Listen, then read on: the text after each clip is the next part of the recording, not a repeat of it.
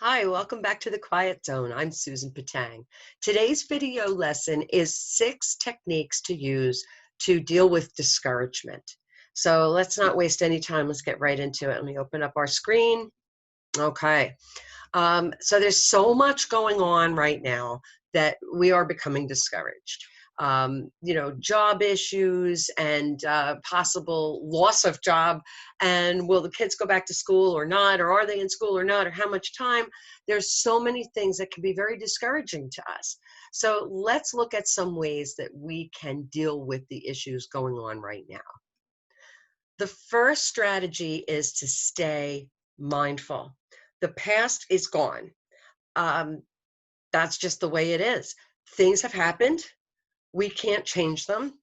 And as discouraging as they may be, or as upsetting as they may be, or as frightening as they may be, there's nothing we can do about that. The future isn't here yet. So you've ever heard the expression, the best laid plans of mice and men?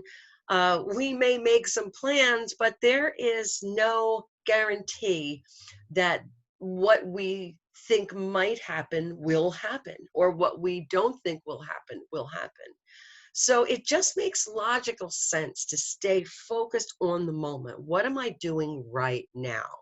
Now, that doesn't mean that we shouldn't plan and that we shouldn't try to focus on solutions for the future. There's nothing wrong with that. But when we are always in the future and we're not focused on tasks that we're working on right now, that can lead to stress and discouragement. So it just makes logical sense to focus on that being here right now. The second technique is to find gratitude for what's right in your life. Okay. So not everything in your life has fallen apart and self-destructed and blown up and gone away. Okay. The byproduct of being mindful and finding gratitude is happiness. When we are mindfully grateful, we will discover all the little things in life that we didn't notice. Okay. We were talking about mindfulness just a second ago. Most of our lives are not made up of these big, huge milestone events, whether they're good or bad. It's all the little tiny moments in between. So we want to maximize those little tiny moments in between by finding the gratitude in them. And it doesn't matter how small the thing is that we're finding gratitude for. So you can be grateful that you got up today and that you were able to see a beautiful sunrise. You can be grateful just for wee little tiny things. Sometimes I'm just grateful that I managed to get up out of a chair without falling down because I'm a klutz. There are so many things that you can find to be grateful for that you didn't notice before. Look for them. And there's something that I call the new car factor. Okay. You want to make gratitude a familiar emotion. Just like when you get a new car and suddenly you notice all the other ones just like it on the road. They didn't just magically appear, but now that model is familiar to you. So the more gratitude that you can find in small everyday things, and the more awe and wonder that you can experience in those little in-between moments between the milestones, it will make gratitude and awe and wonder and positivity familiar emotions. And you will start seeing those little everyday miracles all around you. And that's where the happiness comes from. Okay, so the next part is to pick apart pesky bad emotions. Okay, it is normal to have feelings. We're told when we're kids that negative emotions are bad. Okay, but that's what makes you a human being. Congratulations, pat yourself on the back. You're feeling discouraged. Things aren't going the way that you would like them to go. It is normal to feel discouraged. So don't think that there's something wrong with you or that this is a terrible thing. You're just doing what human beings do.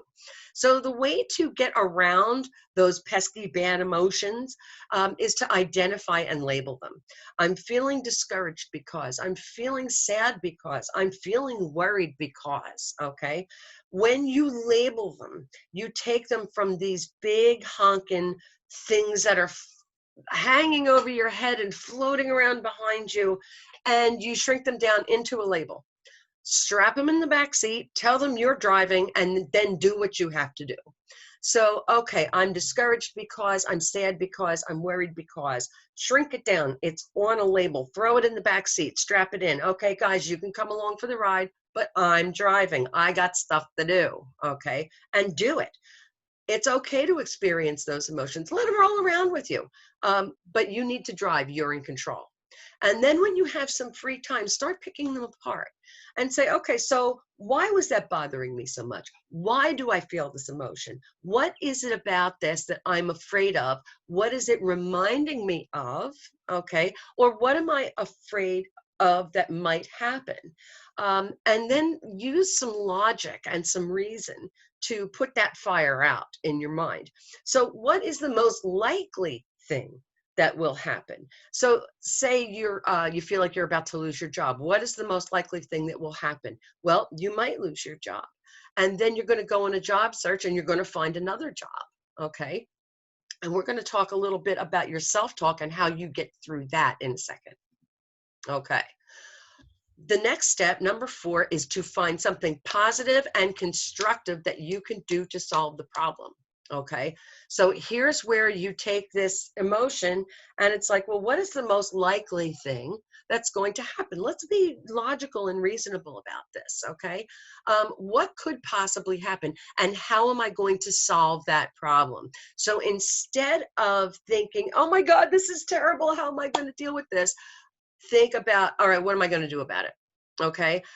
Be solution oriented, brainstorm solutions, make action plans, create lists, prioritize those tasks, start doing it, start working on it. Even if you're just organizing a potential path in case something bad happens, by taking some kind of action, you'll feel less discouraged and more energized and positive, even if it's something small and local. You've heard the expression, think globally, act locally, okay? Or be the change that you want to see, okay? So if you're concerned about, say, something huge like coronavirus or environmental issues or anything like that, what are some things that you can do in your own bubble, in your own world, to deal with those problems? So if it's a coronavirus, for example, you can make sure that you're washing your hands and wearing a mask and social distancing and doing the things that you can do to avoid getting sick.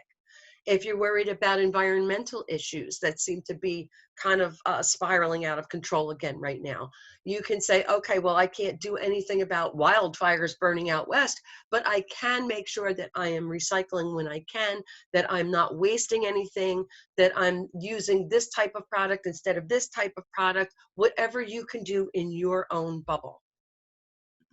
And of course, then number 5, what are you telling yourself? Monitor your self-talk. Okay, so what we say to ourselves about situations and our ability to manage them affects our effectiveness and our mood. So if you had a really dear beloved friend that was having a problem that's similar to yours, what would you say to them? Would you beat them up and tell them, oh, well, you're stupid, you don't know what to do, what are you going to do, oh my God? Okay, or would you be kind and encouraging and loving? So talk to yourself the same way that you would talk to somebody else in your situation. Give yourself that same kindness and encouragement and love. Ask yourself, who do I want to be?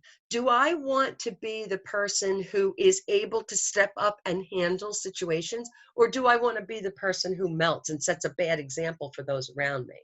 Do I want to feel good at the end of the day that I actually tried to do something? Or do I want to feel guilty and resentful that my world isn't the way I want it and it's probably all my fault? Okay. Remind yourself that you have been through troubles before and survived, because you are a badass. You will survive this, and make sure that you tell yourself that. Now, step number 6 is, if you need more help, ask for it when you need it. So because you're that super smart badass that you are, you know that it's really smart to get help with things when they're overwhelming. So boost your self-esteem and your self-confidence, learn to deal with the fear of what might happen, and discover the superpowers that you don't even know that you have. by getting in on my Wake Up Happy intensive stress management program. You'll get 12 one-on-one Zoom coaching sessions. You'll get a video lesson like this one for every session. You'll get cheat sheets and exercises that you can use right away. So if you want to find relief, build self-confidence, and wake up happy in the morning, go to www.thequietzonecoaching.com to schedule a consultation. It's probably cheaper than you think. I do offer payment plans. So please come by, look at the website, and see what we can do. We'll see if we can get something together for you. Thank you so much for watching this video. I hope you are having an awesome, amazing day.